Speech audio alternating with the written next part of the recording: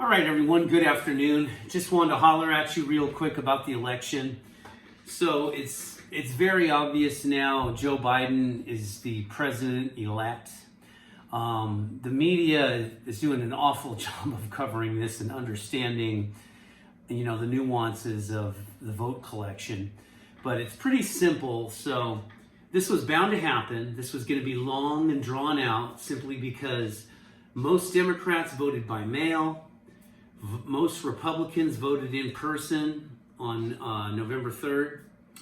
So what made this so complicated was the fact on the West Coast, the western states, California, Nevada, Arizona, all of those states, right?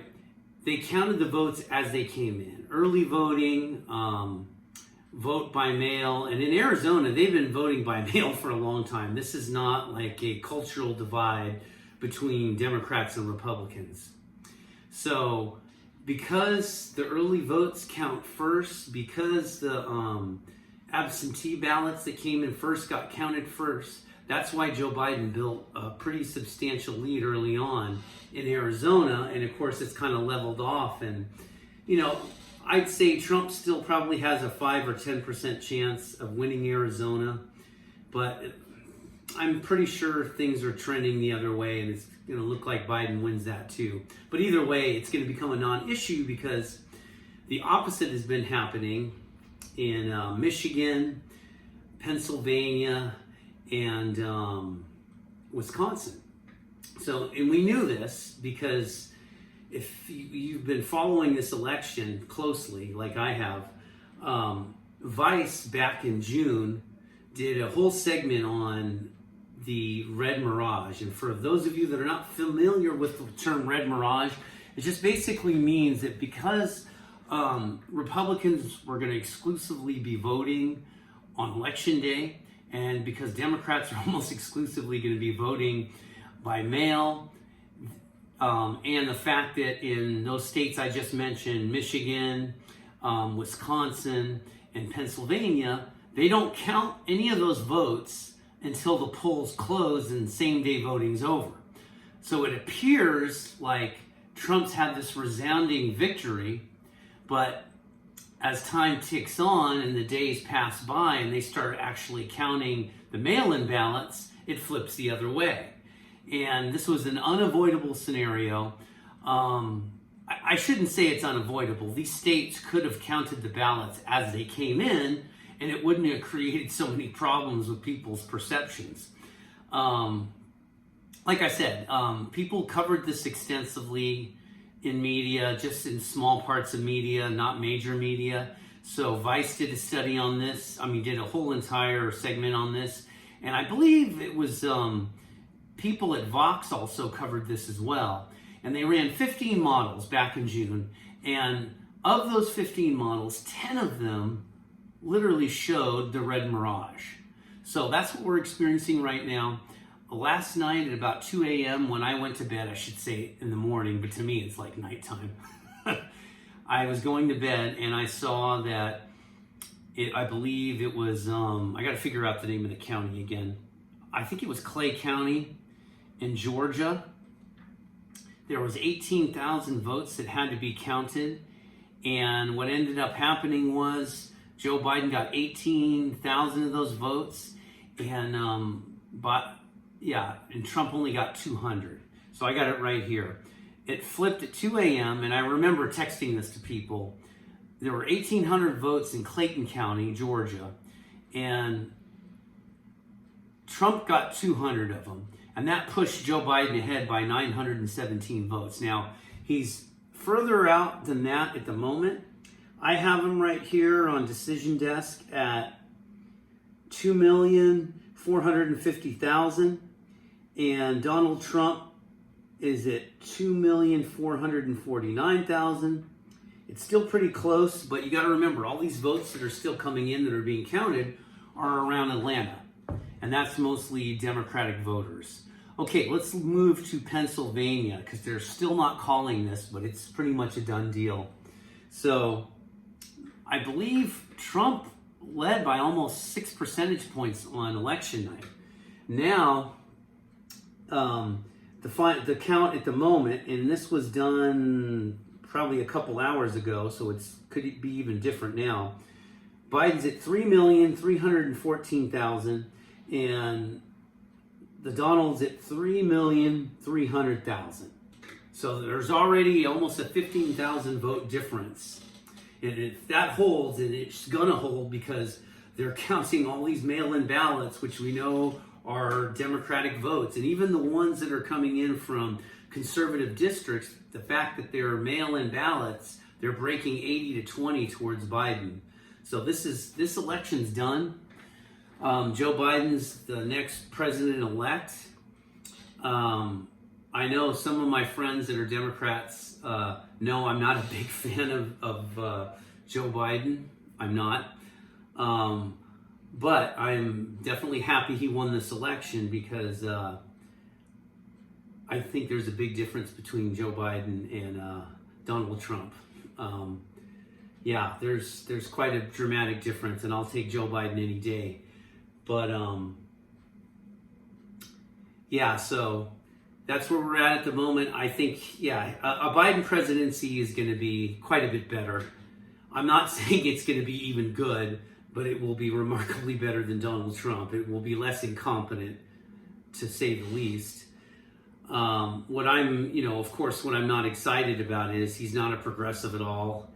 And for you Republicans that are really worried about a Biden, presidency, Kamala Harris, Biden-Harris presidency, it's not going to be some left-wing progressive presidency. It's not. It's going to be probably a center-right presidency. There'll be some good things that Joe Biden does. I mean, with executive order, he'll be able to undo some of the really bad decisions by the Trump administration to get rid of these regulations, especially the ones regarding, environment and water and things like that. Plus, he'll probably strengthen the ACA, Affordable Health Care Act, and he will no longer cut into the Medicaid. So there'll be a Medicaid expansion, which should protect the ACA. But look, things are rough right now in politics, and what I mean by that is, even though Biden's won, Democrats really didn't take control of the Senate. I think maybe last I checked, McSally got beat. So, you're looking at one more senator that Democrats will have, 49 to 48 or 48 to 47.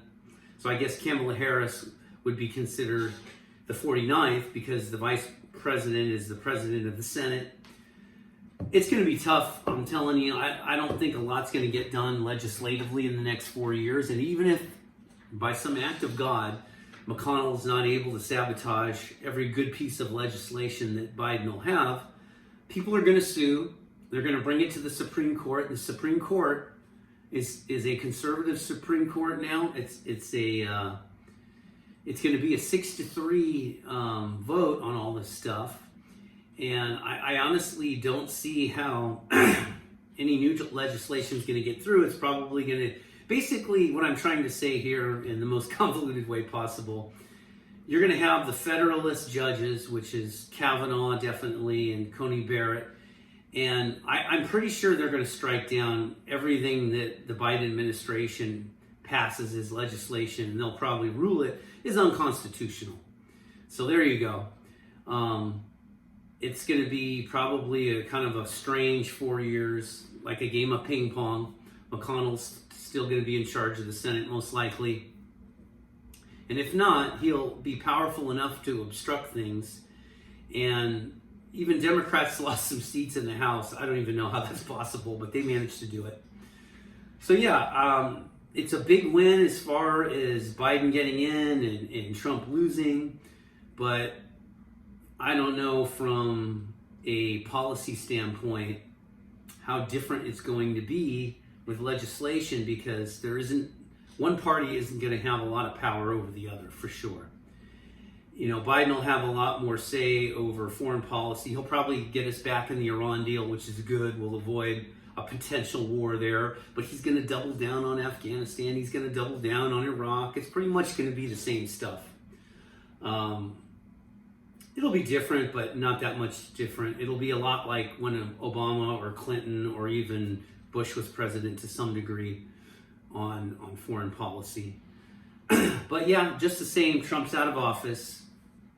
That's a good thing. He's measurably better than Donald Trump. There's no question about it. But it's no reason to get super excited if you're a progressive, because he's not a progressive. Trust me on that. He's not. He's going to be very much a centrist president. And I'm pretty sure we're not going to get any single-payer health care. We might get a public option, but knowing Joe, he'll probably compromise that away. And we'll just pretty much be where we were before Trump came into office, with hopefully a healthier, affordable health care act and a stronger Medicaid expansion. You know, it's really helped a lot of people, but it hasn't done what it really needs to do long term, which is control costs. That's going to continue to go up. And until you come up with either Medicare for all or some type of single payer healthcare system, the cost is just going to really skyrocket. Even with tort reform, it's going to happen. So, all right, hopefully I've answered some questions, calmed some nerves on those of you that have Trump derangement syndrome, those Democrats that are nervous all the time and think Trump's going to win. He's not going to win. He's behind. He's going to continue to get behind. And eventually the major networks are going to have to call it for Biden. Okay, I hope I helped you with anything. If you have any questions, go ahead and post a comment. This is my YouTube channel I'm going to be using for car reviews and music, or mostly music. Anyway, but I just wanted to throw this in here because there's a lot of confusion. I've had a lot of friends of mine texting me frantic and calling, and they were really bad on Tuesday night.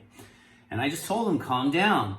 You know this. This is the Red Mirage. This was something that was exclusively covered by a lot of people, including Kyle Kulinski at Secular Talk. If you want to know more about it, he has a great video, and I'll try to post that somewhere in the comment section, explaining all of this better than I've explained it. But essentially, it's the mail-in ballots that were not counted as they come in. They were processed on Tuesday night, but they weren't actually counted until Wednesday morning. And that's why now they're all coming in, and it's leaning very heavy towards Biden. And that's the writing on the wall. Trump is going to be a one-term president. And that's great for the world, great for this country. And I don't mean that to dance on people that are Trump zombies. I understand you love that man as a president, and I know why you love that man as a president. But understand, those of us that didn't like him, that oppose him, you need to understand why we didn't like him as a president, why we were opposed to him. So that's it. I'll be signing off here. Just stay calm, breathe. Things are going to continue as normal, literally. All right, take care. Okay, so one other thing I wanted to say about Uncle Joe. It's kind of funny in a way because how he won, because the exact way he defeated Trump is the same way he beat Bernie Sanders. I mean, when this Democratic primary process started, and for those of you on the Republican side that maybe didn't follow this closely, or on the non-political side, I'm just going to give you a brief summary of it. When it started, Joe Biden, he could not raise $10. His campaign was going nowhere. He was just floundering. And then the first couple debates, oh my goodness, he just got murdered on stage. And I felt bad for him, to be honest. It looked like elder abuse to me. I didn't really understand why he was running. He didn't look like he was cognitively capable of just debating with all these younger, smarter candidates, you know? And I don't mean this to be facetious. I'm just saying Joe Biden was a wicked debater when he was younger. Go watch, if you don't believe me, go watch his debate with Paul Ryan, the VP debate in 2012. Oh my God, he was masterful in that. Watch that debate and then tell me that's the same Joe Biden we're seeing now. It's not. Trust me. Like I said, I never liked his voting record. I didn't like the crime bill. I hated his vote on the Iraq war. And he still has never apologized for that. But I don't expect him to. He's Uncle Joe. He's going to do what he's going to do. And he literally won the nomination against Bernie Sanders, literally, sitting on the couch eating ice cream. And he did the same thing to Donald Trump. I think he campaigned probably half the time Donald Trump did. He didn't hold those big rallies. He literally, did things virtually.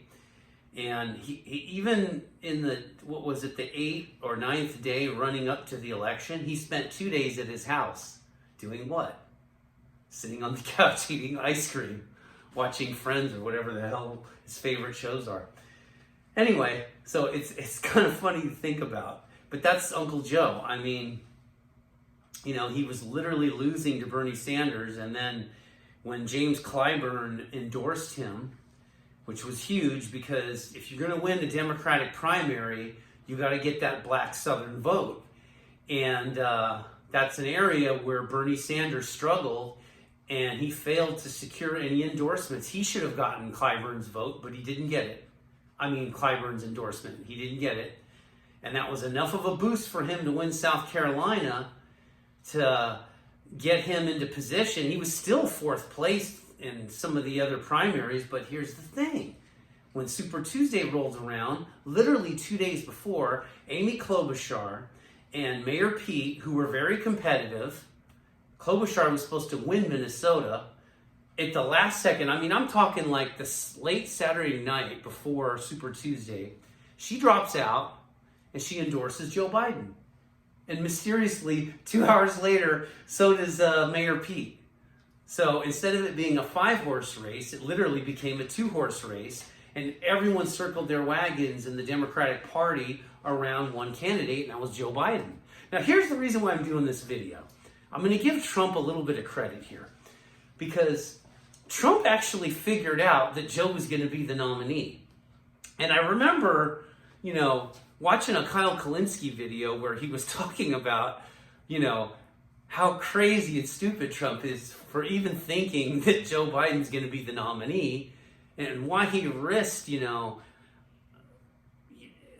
trying to influence the newly elected president of, I think his name was Zelensky, of Ukraine, and withholding, much needed military aid to get him to investigate Joe Biden. It was the craziest thing, right? I didn't understand why he took that risk of even doing it. He could have gotten impeached if there was more, convicted of impeachment if there were more Democrats in the Senate, but of course there wasn't, because Democrats lose too many elections. So Trump ended up being acquitted from that, and at the time I'm laughing with my honey bunny saying here, like, how the hell does he think Biden's going to be the nominee, and lo and behold, Biden's the president? So he knew. Clearly Trump knew, and you know what? I'm never going to ever make fun of some of his crazy decisions he made in politics, because the guy obviously has really good political chops as far as turning out his base, knowing how certain things he says and does are going to be perceived. I'll give him credit there. I really will. It's amazing what he did do, but I'm just really happy that he's no longer president, because, he is collectively worse than anyone we could have ever had. He was the worst guy to have as president during a pandemic, because you don't want a flamethrower populist nut job as president when there's a catastrophe like that. You want someone who will calm nerves. I think any president that came before him, whether it was whether it was Bush or Obama or Reagan, any of them would have been much better at calming the country and reassuring Americans and taking action and making smart decisions, simple smart decisions in regard to the pandemic, like using the Defense Production Act early on to get more PPE available, testing in January instead of waiting until April or whatever it was. Yeah, that all was a disaster, and I still maintain, if this pandemic had not happened, that Trump would probably be cruising to victory. I think it's his it literally took his poor handling of the pandemic for most Americans to really see how incompetent he is. They just didn't perceive it. So anyway, there you have it. Uncle Joe sitting on his couch eating ice cream is our president. All right, everyone, take care. Go Mama Love!